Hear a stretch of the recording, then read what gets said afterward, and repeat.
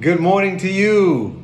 So I got a word for you. I got a good, powerful word for you.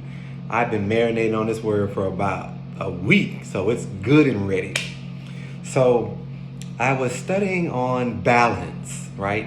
What does it mean to have balance? Because the Bible in 1 Peter chapter 5, right? It talks about balance, but most people don't understand that. So I'm going to break it down to you. So starting at verse 8, right? 1 Peter 5, chapter 8, it says, be sober, be balanced, well-balanced and self-disciplined. Be alert and cautious at all times. That enemy of yours, the devil, prowls around like a roaring lion, fiercely hungry, seeking someone to devour. And then verse 9 says, but resist him. Be firm in your faith against his attack, rooted, established, immovable, knowing that the same experiences of suffering are being experienced by your brothers and sisters throughout the world. You do not suffer alone. So I'm going to back up. It says, be sober. What does that have to do with balance? That's what you're thinking, right?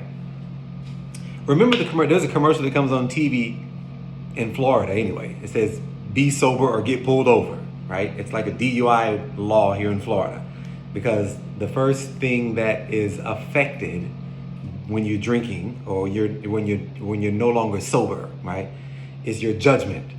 So once your judgment is gone, once your judgment is impaired, the decision-making skills, not the best. Let's just say that. Because you'll get into a car after having two or three drinks, and you'll say, I'm fine to drive home. And if you get pulled over and you blow, you're going to jail because you're over the legal limit. You're no longer sober.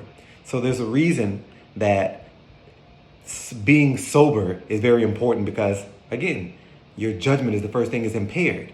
So if you're not sober, you're not well-balanced, you're out of discipline. So when the writer says, be sober, I'm reading from the Amplified. It says, well-balanced and self-disciplined. That means you need to have balance. There's a reason that he's saying be sober and be alert and cautious at all times. Because the enemy of yours, the devil, is prowling around like a roaring lion. And he's not just walking around just looking at things. It says he's fiercely hungry. He's seeking someone to devour. So guess who he's seeking to devour? Someone who is not sober, who is not well-balanced, not self-disciplined. Hence why the writer is admonishing us to be well-balanced and self-disciplined, because he knows the enemy is out after us. And when we're not sober and when we're not well-balanced and we don't have enough discipline, then we're liable to get eaten up, because that's what he's looking for. And so verse 9 follows it up by saying, but resist him. How? Be firm in your faith. Be rooted, established, immovable. That means don't just be moved by everything that happens in society, everything that you see on social media, every text that comes through your phone. Don't let everything that enters into your portals or your eyes and your ears or your mouth, however they enter in, don't let them all set up house and root in you. Like, you got to be immovable. Some of that stuff, you got to block it out. You got to act like it doesn't even exist. Like, you got to be firm and know that regardless of what happens, everything's going to work for you.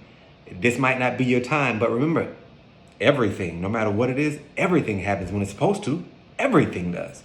So again, he says, resist, knowing that the same experiences of suffering are being experienced by your brothers and sisters throughout the world. So no more feeling like you're alone. This is confirmation you're not alone.